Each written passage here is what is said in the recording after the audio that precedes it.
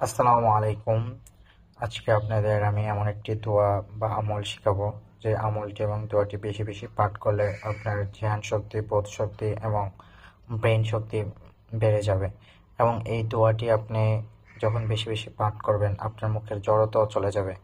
এবং এই দোয়াটি আপনার সন্তানদের বেশি বেশি পাঠ করাবেন এবং তাদের ব্রেন এবং ধ্যান শক্তি বেড়ে যাবে।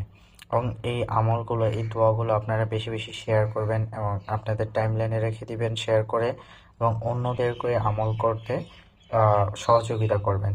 দোয়াটি হলো রব্বি ইশরাহ লি সাদরি ওয়াসসির লি আমরি ওয়াহলুল উকদাতাম মিন লিসানি ইয়াফকাহু কওলি। এই আমলটি বেশি বেশি করবেন, এই দোয়াটি বেশি বেশি পাঠ করবেন এবং এই দোয়াটি পাঠ করে আপনার সন্তানদের মাথায় ফু দিয়ে দিবেন এবং আপনাদের সন্তানকে এই দোয়াটি শিখিয়ে দিবেন।